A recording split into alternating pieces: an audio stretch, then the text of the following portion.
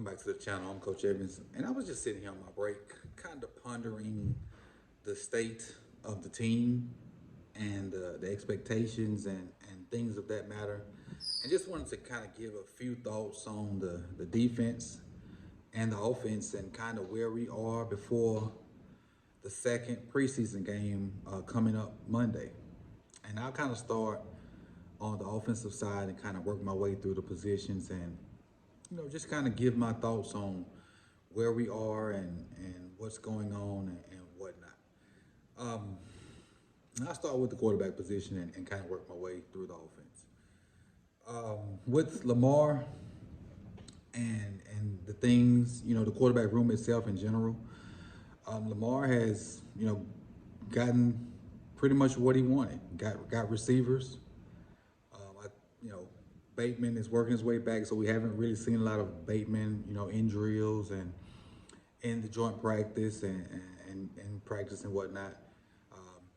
Zay is looking like he's legit. We know what Odell can do, and he's looking like he's back to being healthy. We've seen some very good throws from Lamar. We've seen some not so good throws from Lamar.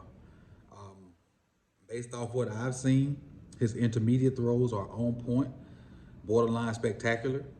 His deep balls have seemed to be short to all right.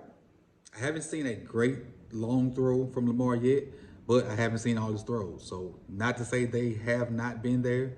The ones they've chose to show in the joint practices and the clips, they seem to be average and then behind. But not to say they aren't there, because the ones I saw personally with my own eyes, they were there.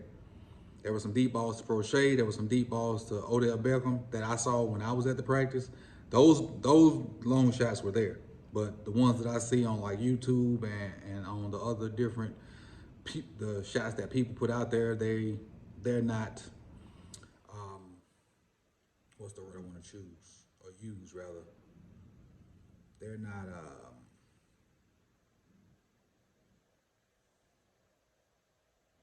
They don't get us excited. Put it like that. They don't get us excited.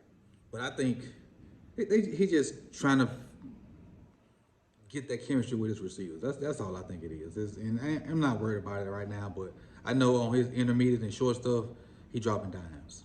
I seen him throw a ball where I couldn't. They were filming from behind the defense, and you couldn't even see Lamar. But all you see is his wrist come from behind the offensive lineman, and the ball comes out perfectly to, can't remember who that was running like a crossing route. And stuff like that gets me excited, because that intermediate stuff is going to open up those deep balls. That short to intermediate stuff is going to really open up the deep balls, and that's going to make his yards per catch go through the roof. Let's go to the running back room. The running back room, JK is back.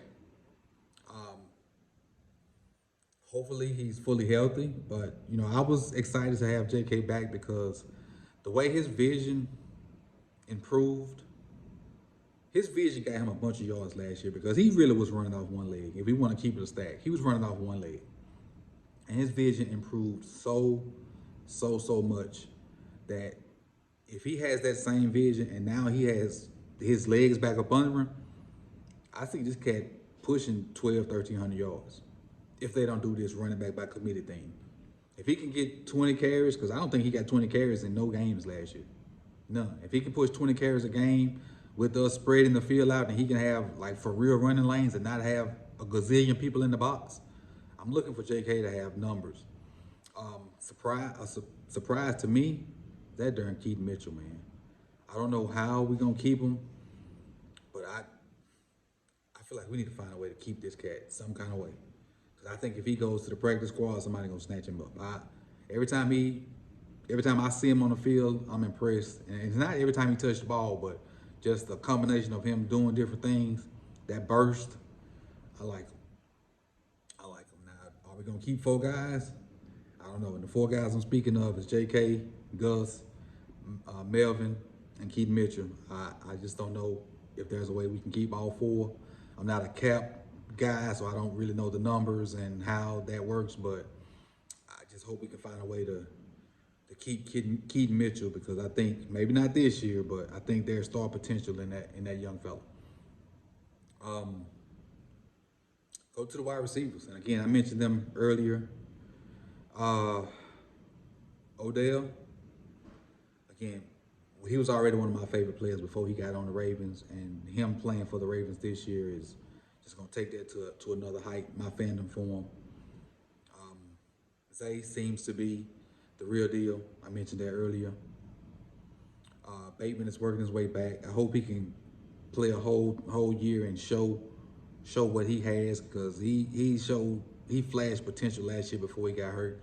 I hope he can reach that full potential, and we can have 3 guys that can get it. Early in many camps and OTAs, and early in this camp, Aguilar has shown that he can be a piece. And I look for him to be wide receiver 4. Honestly, I do. I really do. I look for Duvernay because of his special teams ability to be wide receiver 5. And so far in his camp, I look for Tylan Wallace to be wide receiver 6, which you all know that puts my guy out of the picture. It is what it is at this point. I wish him well, and maybe he'll do something crazy Monday and then the rest of the week to make it, but I just don't see him making it right now. Demas, I don't think they got a spot for him. Treadwell either. Bridges, just don't look like it's gonna happen for these cats. But Tylan Wallace is really taking advantage of his reps. Duvernay had that one bad day that I was there, but has really put a body of work there. Where I think he's wide receiver 5. I think Tylan Wallace is wide receiver 6, and that's where I stand with it right now. Things may change over the next week or so, but that's what I'm putting out there. Tight ends, likely Mark. I think those 2 guys are solid. Falling off the roof with Kolar. To me, Volchik, however you say his name, the kid from Nebraska, looks better than Kolar to me right now. That's probably not a popular opinion, but to me, he looks better than Kolar to me. Then you slide on over to the O-line. Again, I've been talking about it for a week. I don't understand why Ben Cleveland's not in that mix, but since he's not, it looks like John Simpson is probably going to be our left guard. I'm probably going to lose my bet to Cole, so I'll be trying to find a way to get some big league chew to Cole up in Canada. But I think Ben Cleveland's our 7th best O-lineman, but he probably is going to be cut. I do, because I think with the numbers, because we're going to have to keep a second center. And I think us having to keep that Mustapher is going to make us have to cut Ben Cleveland, because we got to keep Mustapher, because you don't want McCarr to be that center, that backup center. So he should be the starting left guard, but I think he's going to end up being cut, which is freaking nuts. So that is what it is. Go over to the defensive side of the ball. I'll start with the D-line and the edge guys. I know we're hoping a lot from Owe, and it seems that he's starting to put stuff together. I hope it translates into games, but we're starting to see clips of him developing. I hope that translates into games. I think he's ahead of Ojabo, and he should be ahead of Ojabo. He has more experience than Ojabo. He should be. They should not be on the same plane. But what I'm really surprised with is with Malik Ham. Malik Ham is putting some film and some clips out there, and I understand that he's going against second-level guys, but he's starting to put some stuff out there that's really, really getting me excited that he can come in and be a situational guy and end up with 7 or 8 sacks in the season. So I'm hoping Malik Ham can be a guy that can surprise us with a crucial sack in situations and get a team in a 3rd and 3 and get us off the field. A third and 13 or something like that and get us off the field and help us out. So Malik Ham, hope you can come in and make the team and get us in some good situations. Um, linebacker. Another guy that surprised me at linebacker is God, his name slipped my mind. Number 59. Uh, can't think of his name. Forgot his name just that fast. But while the name slips my mind, Malik did have a good start to the first preseason game. Malik Harrison did have a good start to the good preseason game. So maybe we got two guys behind Queen and Roquan to come in and spell them when they need to, if they need to. Hopefully they won't need to be spelled, but you got Malik and what's the guy's name? Golly, it slipped my mind. But anyway, y'all know what I'm talking about. He was 59. He had a good game too, coming in and playing once Malik went out. But I was impressed with those two guys. A safety position, we got two guys back there, and I'm hopefully Kyle can transition to just being a safety and not being like a slot corner. But with what's going on with our cornerback room, if we got a better safety, Kyle may have to go down back into that role and be a slot corner because I saved the corners for last because we just snake bit at that position, man. The one guy that could not miss time is now going to miss time. Marlowe. And John said he'd probably be out a month, which would leave him like week 1 or week 2.